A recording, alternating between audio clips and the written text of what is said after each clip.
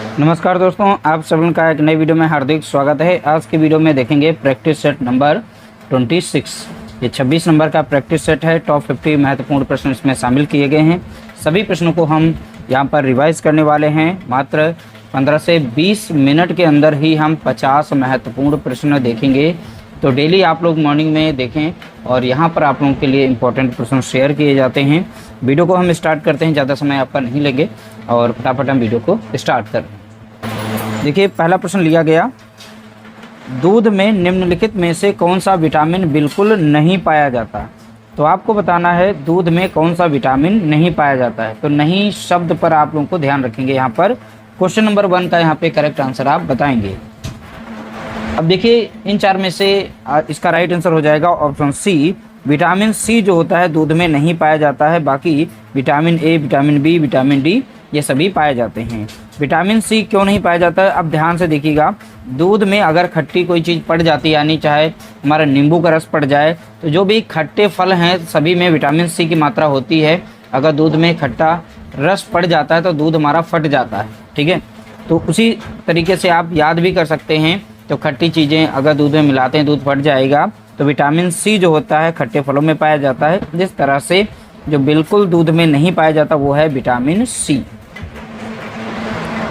अगला प्रश्न देखेंगे, प्रश्न संख्या है 2। तो 2 का यहाँ पे राइट आंसर आप बताएंगे। निम्नलिखित में से कौन सा विटामिन वसा में घुलनशील नहीं है। तो नहीं शब्द पर पढ़ना है, ध्यान रखना है। तो यहाँ पर बोला गया वसा में घुलनशील नहीं है। तो वसा में घुलनशील नहीं है तो वो कौन से विटामिन है। क्वेश्चन नंबर 2 का राइट आंसर हो जाएगा ऑप्शन सी। अब देखिए, यहाँ बी और सी जो दिए गए ये जल में घुलनशील हैं। किसमें? जल में घुलनशील हैं। तो याद रखिएगा यहाँ पर घुलनशील किसमें? जल में। बाकी जो बचे हैं यहाँ vitamin A, vitamin D, vitamin के, ठीक है, और विटामिन ई, ये 4 जो होते हैं ये फैट में घुलनशील है, यानी वसा में घुल जाते हैं। तो वसा में घुलने वाले कौन कौन से हैं तो आप बताएंगे के, विटामिन के, विटामिन ई, विटामिन डी और विटामिन ए। इसे कीड़ा की ट्रिक से याद कर लीजिएगा। कीड़ा जो होता है ये वसा में घुल जाता है। के, ई, डी, ए ये सब विटामिन हैं। जल में घुलनशील पूछ सकता है तो याद रखना है 2 ही जल में घुलनशील विटामिन हैं, एक विटामिन बी, एक विटामिन सी। तो यहाँ बोला गया था वसा में घुलनशील नहीं है। तो वसा में बी और सी नहीं घुलते, ये जल में घुलते हैं। इसलिए हमारा जो राइट आंसर हो जाएगा ऑप्शन सी हो जाएगा। अगला प्रश्न देखेंगे, प्रश्न संख्या है 3। बच्चों में विटामिन डी की कमी से होने वाला वह रोग कौन सा है जिसमें हड्डियां कमज़ोर और टेढ़ी हो जाती हैं। तो आपको यहाँ पर बताना है बच्चों में विटामिन डी की कमी से होने वाला वह रोग कौन सा है। रोग हमें बताना है। तो विटामिन डी की कमी से होने वाला रोग तो आप बता सकते हैं। क्वेश्चन नंबर 3 का यहाँ पे करेक्ट आंसर आप बताएंगे। देखिए, इसका राइट आंसर हो जाएगा ऑप्शन डी, रिकेट्स होता है। तो रिकेट्स में हड्डियाँ कमज़ोर हो जाती हैं और टेढ़ी हो जाती हैं। इसे हम दूसरे नाम से जानते हैं सूखा रोग के नाम से। तो सूखा रोग किसकी वजह से होता है तो आप बताएंगे विटामिन डी की कमी के कारण सूखा रोग या रिकेट्स रोग हो जाता है। अगला प्रश्न देखेंगे, प्रश्न संख्या है 4। आयोडीन की कमी से हमारे गले में स्थित थायराइड ग्रंथि में सूजन आ जाती है। इस बीमारी को क्या कहते हैं।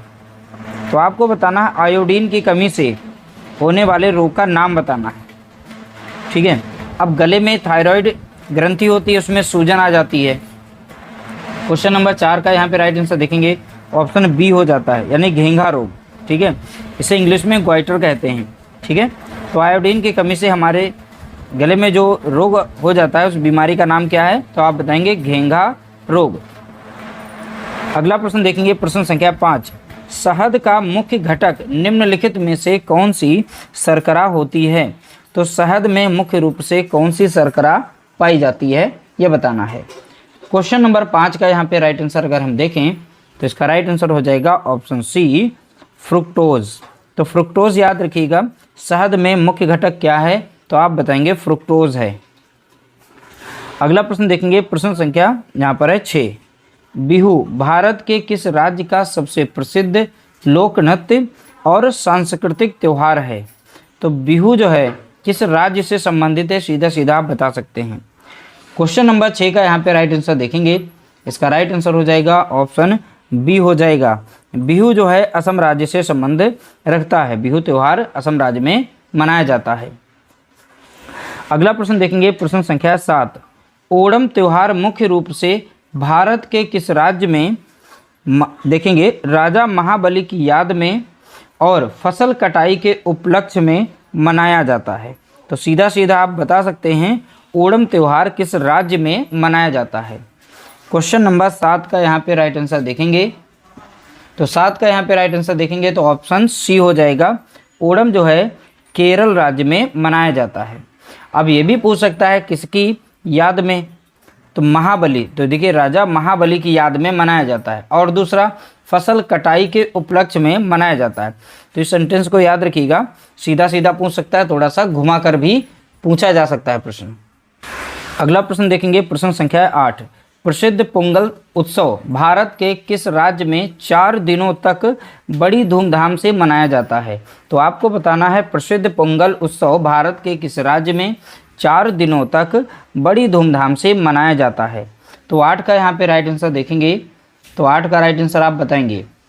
देखिए 8 का राइट आंसर हो जाएगा ऑप्शन डी। तो पोंगल त्यौहार जो है ये तमिलनाडु राज्य में मनाया जाता है। अगला प्रश्न देखेंगे, प्रश्न संख्या है यहाँ पर 9।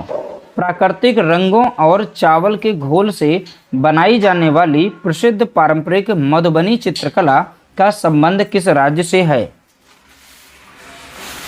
प्रश्न संख्या 9 का राइट आंसर आप बताएंगे। जो प्राकृतिक रंगों और चावल के घोल से बनाई जाने वाली प्रसिद्ध पारंपरिक मधुबनी चित्रकला, तो सीधा सीधा नाम याद रखिए, मधुबनी चित्रकला का संबंध किस राज्य से है? तो 9 का यहाँ पे राइट आंसर हो जाएगा ऑप्शन बी हो जाएगा, बिहार। तो मधुबनी चित्रकला जो है ये बिहार में बनाई जाती है। अगला प्रश्न लिया गया, देखिए वर्ली चित्रकला भारत के किस राज्य की एक प्रसिद्ध पारंपरिक लोक कला विधा है, लोक कला है? तो आपको बताना है वर्ली चित्रकला भारत के किस राज्य से संबंध रखती है। सीधा सीधा आप आंसर बता सकते हैं।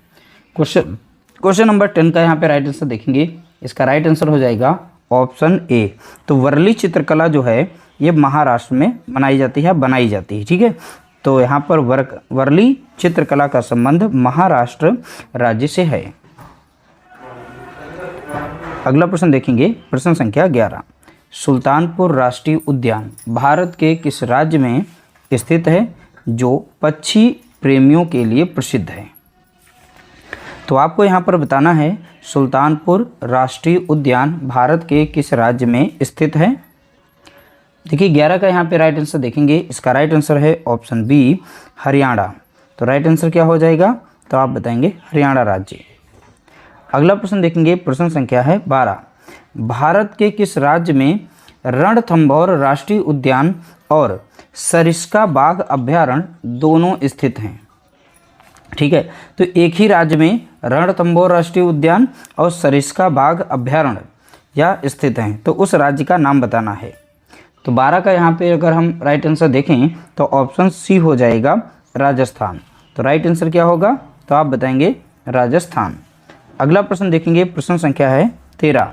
जंगली गधों के संरक्षण के लिए भारत का एकमात्र प्रसिद्ध अभ्यारण्य कच्छ का रण कहाँ स्थित है, या कई बार यूपी टेट में पूछा जा चुका है।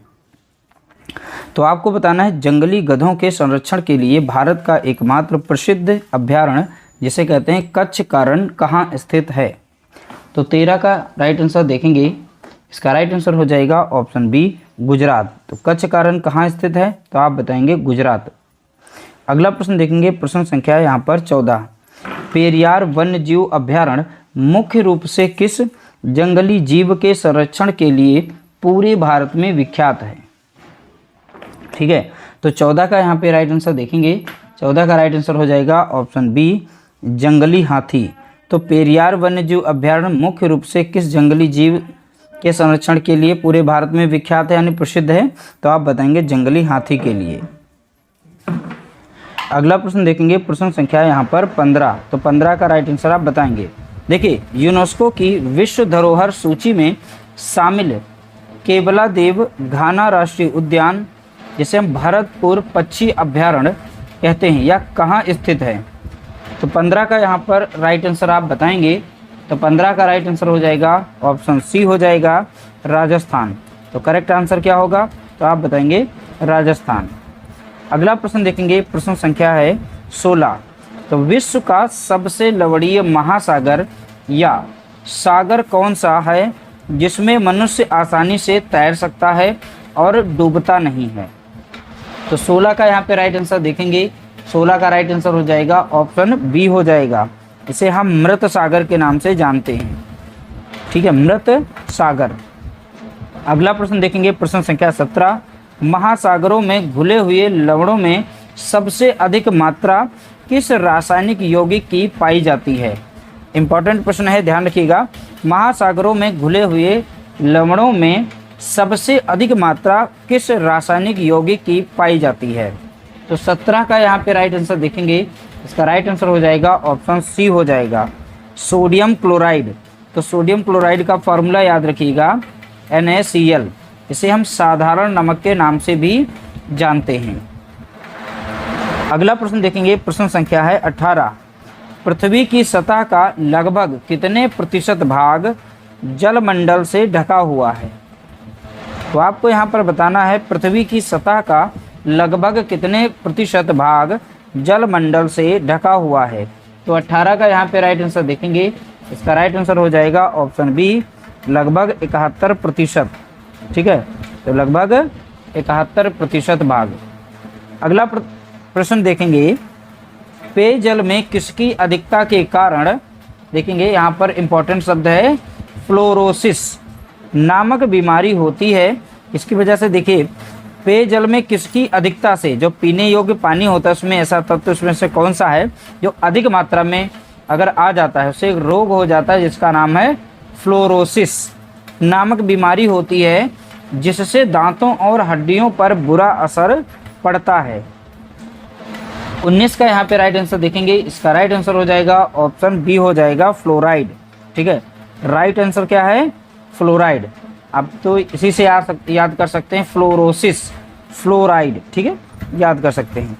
अगला प्रश्न देखेंगे, प्रश्न संख्या 20। विश्व महासागर दिवस प्रतिवर्ष किस तिथि को आयोजित किया जाता है।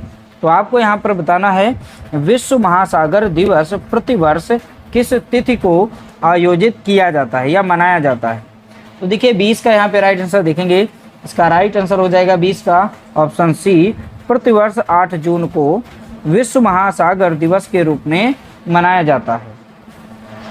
अगला प्रश्न देखेंगे, प्रश्न संख्या है 21। बड़े शहरों में वायु प्रदूषण के स्तर को दर्शाने के लिए AQI का उपयोग किया जाता है। AQI का पूर्ण रूप क्या है। अब देखिए यहाँ पर सीधा सीधा बोला गया वायु प्रदूषण के स्तर को दर्शाने के लिए। इंपॉर्टेंट प्रश्न है, ध्यान रखिएगा।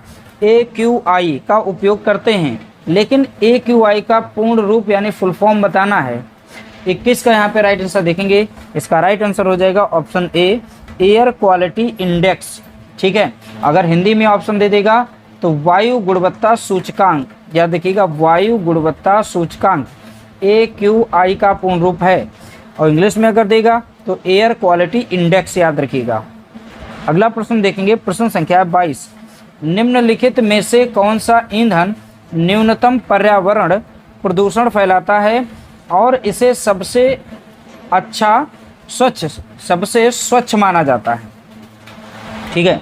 तो आपको बताना है निम्नलिखित में से कौन सा ईंधन न्यूनतम पर्यावरण प्रदूषण करता है, ना के बराबर प्रदूषण उससे होता है, सबसे स्वच्छ माना जाता है। तो 22 का यहाँ पे राइट आंसर अगर देखें, इसका राइट आंसर हो जाएगा ऑप्शन सी हो जाएगा हाइड्रोजन। तो राइट आंसर क्या होगा, तो आप बताएंगे हाइड्रोजन। अगला प्रश्न देखेंगे, प्रश्न संख्या है 23। गाड़ियों के साइलेंसर में से निकलने वाली वह कौन सी विषैली गैस है जो रक्त में हीमोग्लोबिन से जुड़कर ऑक्सीजन की क्षमता घटा देती है। इंपॉर्टेंट प्रश्न या कई बार प्रश्न पूछा गया।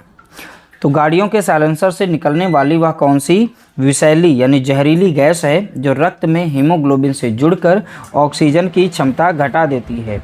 तो 23 का यहाँ पे राइट आंसर देखेंगे, इसका राइट आंसर हो जाएगा ऑप्शन बी हो जाएगा कार्बन मोनोऑक्साइड।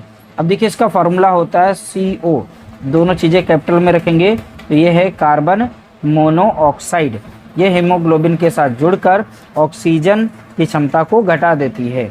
अगला प्रश्न देखेंगे, प्रश्न संख्या है 24। भारत सरकार द्वारा राष्ट्रीय स्वच्छ वायु कार्यक्रम किस वर्ष शुरू किया गया?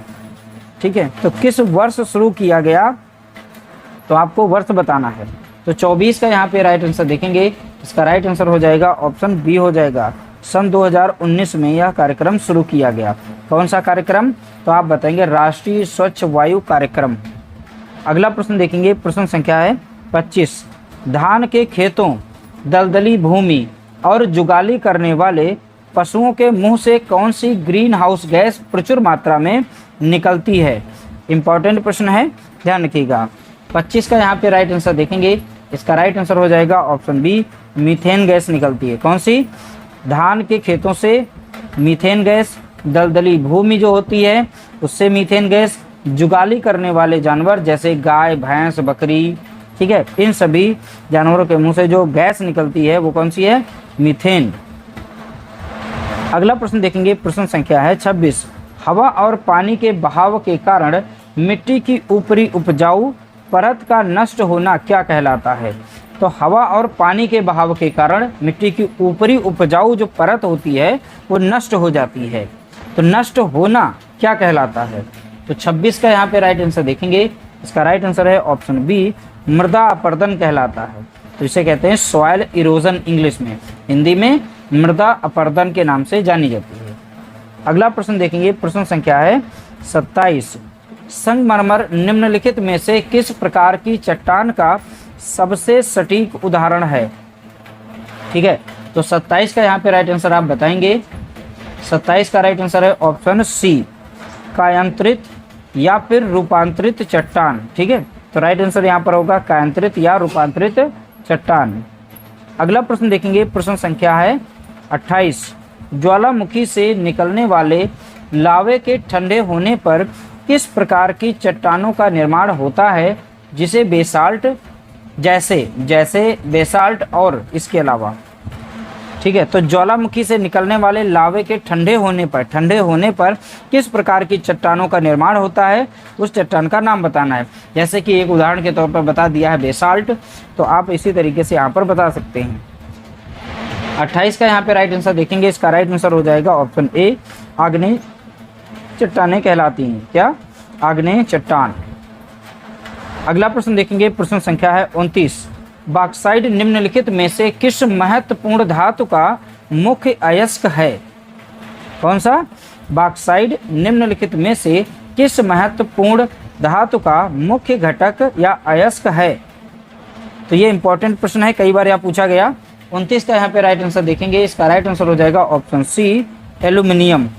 ठीक है, एल्यूमिनियम याद रखिएगा, कभी कभी सिंबल का उपयोग कर देगा तो एल याद रखिएगा, ये एल्यूमिनियम का रासायनिक सिंबल है। अगला प्रश्न देखेंगे, प्रश्न संख्या 30। पौधों के सड़े गले पत्तों और कार्बनिक पदार्थों से बनने वाले मिट्टी के भूरे काले हिस्से को क्या कहते हैं जो मिट्टी को उपजाऊ बनाता है? ठीक है, तो 30 का यहाँ पे राइट आंसर देखेंगे, पौधों के सड़े गले पत्तों और कार्बनिक पदार्थों से बनने वाले मिट्टी के भूरे काले हिस्से को क्या कहते हैं जो मिट्टी को उपजाऊ बनाता है? अब 30 का यहाँ पे राइट आंसर देखेंगे, इसका राइट आंसर है ह्यूमस। ठीक है, तो ह्यूमस इसे कहते हैं। ठीक है, अगला प्रश्न देखेंगे, प्रश्न संख्या है 31। एक पेड़ के पारिस्थितिकी तंत्र में संख्या का पिरामिड कैसा बनता है? तो एक पेड़ का पारिस्थितिकी तंत्र में संख्या का पिरामिड कैसा बनेगा, उल्टा या सीधा? 31 का यहाँ पे राइट आंसर देखेंगे, इसका राइट आंसर इसमें हो जाएगा ऑप्शन बी, यानी उल्टा बनता है। उल्टा यानी कि कुछ इस तरीके से बनता है। अगला प्रश्न देखेंगे, प्रश्न संख्या है 32। अनेक खाद्य श्रृंखलाओं के आपस में जुड़ने से बने जटिल ताने बाने को पारिस्थितिकी में क्या कहते हैं? अनेक खाद्य श्रृंखला यानी अनेक उसमें फूड चेन्स जुड़ गई तो क्या कहलाएगा वो? तो 32 का यहाँ पे राइट आंसर हो जाएगा। इंपॉर्टेंट प्रश्न है आपके इस ईवीएस टॉपिक से, ध्यान रखिएगा। 32 का यहाँ पे राइट आंसर हो जाएगा ऑप्शन बी, इसे खाद्य जाल कहते हैं, यानी फूड वेब कहा जाता है, जिसमें अनेक खाद्य जो चेनें होती हैं, खाद्य श्रृंखलाएं होती हैं, वो जुड़ी होती हैं। अगला प्रश्न देखेंगे, प्रश्न संख्या है 33। देखिए, किसी नग्न चट्टान या वनस्पति विहीन क्षेत्र में सबसे पहले उगने वाले प्राथमिक जीवों जैसे कि लाइकेन को क्या कहा जाता है? ठीक है, तो प्रश्न को अच्छे से पढ़िएगा, बहुत ही अच्छा प्रश्न है। तो 33 का यहाँ पे राइट आंसर हो जाएगा ऑप्शन बी। ठीक है, तो इसे कहते हैं पुरोगामी प्रजाति। क्या कहलाएगा? पुरोगामी प्रजाति। अगला प्रश्न देखेंगे, प्रश्न संख्या है 34। जैव संचय और जैव आवर्धन। अब देखिए, जैव संचयन को इंग्लिश में कहते हैं बायो अकुमुलेशन और जैव आवर्धन को कहते हैं बायो मैग्निफिकेशन। में सबसे अधिक हानि खाद्य श्रृंखला में किस स्तर के जीव को होती है? अब 34 का यहाँ पे राइट आंसर आप बताएंगे। अब 34 का राइट आंसर हो जाएगा ऑप्शन सी हो जाएगा। सर्वोच्च या शीर्ष उपभोक्ता को सबसे ज़्यादा यहाँ पर हानि होती है। ठीक है, जिसे हम जानते हैं इंग्लिश में टॉप, ने बिल्कुल शीर्ष वाले, तो टॉप कंज्यूमर या मानव या बाज। अगला प्रश्न देखेंगे, प्रश्न संख्या 35। जीवों के एक समुदाय का दूसरे समुदाय द्वारा समय के साथ बदला जाना क्या कहलाता है? इंपॉर्टेंट प्रश्न है। तो जीवों के एक समुदाय का दूसरे समुदाय द्वारा समय के साथ बदला जाना क्या कहलाता है? तो 35 का यहाँ पे राइट आंसर देखेंगे, इसका राइट आंसर है ऑप्शन बी, पारिस्थितिकी अनुक्रमण। ठीक है, क्या कहलाएगा? पारिस्थितिकी अनुक्रमण कहलाएगा। अगला प्रश्न देखेंगे, प्रश्न संख्या 36। भारत में राष्ट्रीय जैव विविधता प्राधिकरण का मुख्यालय कहाँ स्थित है? तो 36 का यहाँ पे राइट आंसर आप बताएंगे। तो 36 का राइट आंसर हो जाएगा ऑप्शन सी हो जाएगा, चेन्नई तमिलनाडु में स्थित है। कहाँ पर? चेन्नई तमिलनाडु।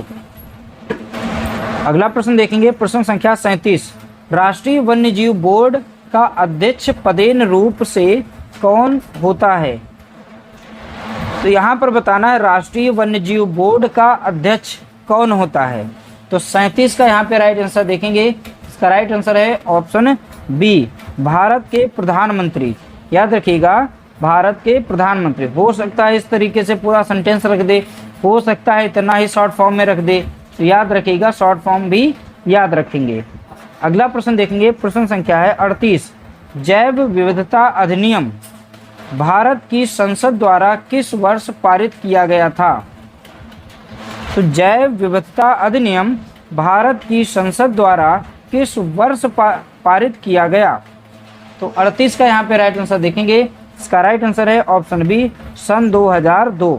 याद रखिएगा। ठीक है, अगला प्रश्न देखेंगे, प्रश्न संख्या 39। ऊर्जा संरक्षण अधिनियम भारत में किस वर्ष लागू किया गया था?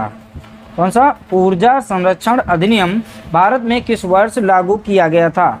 39 का यहाँ पे राइट आंसर देखेंगे, इसका राइट आंसर है ऑप्शन डी, सन 2001।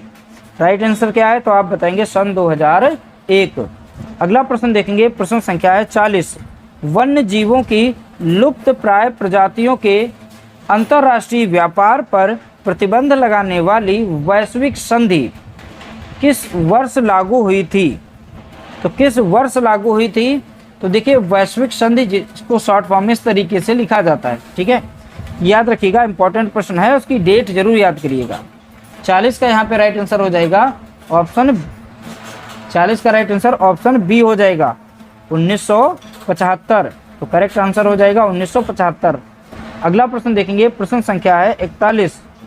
मरुस्थलीय क्षेत्रों में उगने वाले पौधों जैसे कैक्टस को विज्ञान में क्या कहा जाता है, जिनकी पत्तियां कांटों में बदल जाती हैं? मरुस्थलीय क्षेत्रों यानी डेजर्ट एरिया में बोला गया। उगने वाले पौधों जैसे कैक्टस को विज्ञान में क्या कहा जाता है, जिनकी पत्तियां कांटों में बदल जाती हैं? ठीक है, तो देखिए 41 का यहाँ पर राइट आंसर हो जाएगा ऑप्शन सी, इन्हें हम जीरोफाइट कहते हैं। जीरोफाइट यहाँ पर लिखा हुआ है और हिंदी में कहेंगे मरुद्भिद। ठीक है, इंग्लिश में देखिए हिंदी वाला वर्ड याद रखिएगा, जीरोफाइट याद रखिएगा, और इस तरीके से स्पेलिंग यह भी याद रखिएगा। तीनों यहाँ पे जो शब्द दिए गए हैं एक साथ, ये सभी के सभी इंपॉर्टेंट हैं। ठीक है, अगला प्रश्न देखेंगे, प्रश्न संख्या है 42, दलदली और अत्यधिक खारे पानी वाले तटीय क्षेत्रों में उगने वाले पौधों जैसे मैंग्रोव को क्या कहा जाता है? अब देखिए 42 का यहाँ पर राइट आंसर हो जाएगा ऑप्शन बी हो जाएगा। इसे कहते हैं लवणोद्भिद, ठीक है, या हेलोफाइट्स के नाम से जाना जाता है।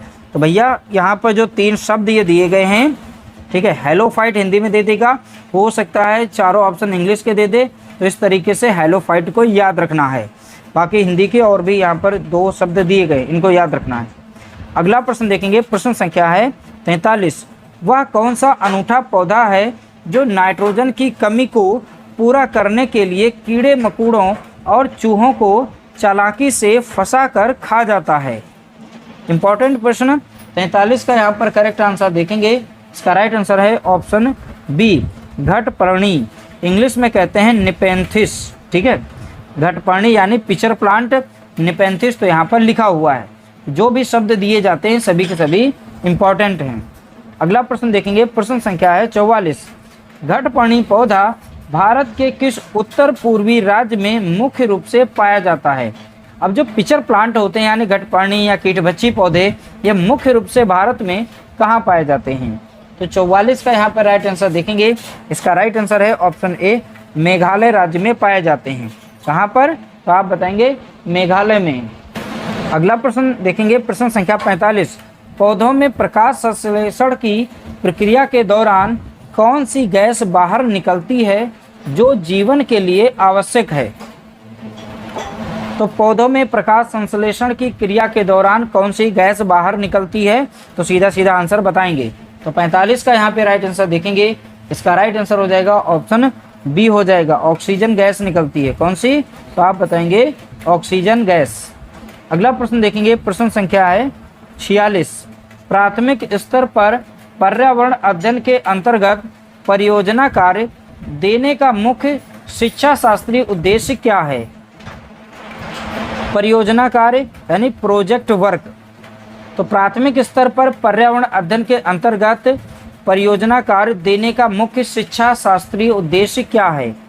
तो 46 का यहाँ पे राइट आंसर देखेंगे, इसका राइट आंसर हो जाएगा ऑप्शन डी हो जाएगा, व्यवहारिक कौशलों, खोजबीन और सामूहिक अधिगम को बढ़ावा देना। तो मुख्य उद्देश्य जो है ऑप्शन डी वाला यहाँ पर करेक्ट आंसर होगा। अगला प्रश्न देखेंगे, प्रश्न संख्या है 47। देखिए, एक ईवीएस शिक्षक को अपनी कक्षा में मानचित्र कौशल सिखाते समय किस बात पर सबसे अधिक ध्यान देना चाहिए? ठीक है, तब देखिए ईवीएस यानी पर्यावरणीय जो कक्षा है, ठीक है, उसमें शिक्षक को अपनी कक्षा में मानचित्र कौशल सिखाते समय किस बात पर सबसे अधिक ध्यान देना चाहिए? तो 47 का यहाँ पे राइट आंसर देखेंगे, इसका राइट आंसर है ऑप्शन बी, दिशाओं की समझ, सापेक्ष स्थिति और प्रतीकों को समझने की क्षमता विकसित करने पर। अगला प्रश्न देखेंगे, प्रश्न संख्या 48। पर्यावरण अध्ययन में बच्चों को रचनात्मक अभिव्यक्ति का अवसर देने के लिए निम्नलिखित में से कौन सी गतिविधि सबसे उपयुक्त है? 48 का यहाँ पे राइट आंसर देखेंगे, इसका राइट आंसर हो जाएगा ऑप्शन बी हो जाएगा, कबाड़ से जुगाड़, अपशिष्ट पदार्थों से उपयोगी वस्तुएं बनाना, यानी जो वेस्ट मटेरियल होता है उससे कुछ नया बना देना, उपयोगी चीज़ें बनाना। तो इस तरीके से।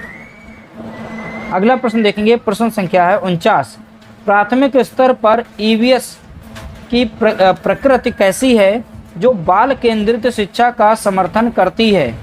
इंपॉर्टेंट प्रश्न है। देखिए, प्राथमिक स्तर पर ईवीएस की प्रवृत्ति कैसी है जो बाल केंद्रित शिक्षा का समर्थन करती है?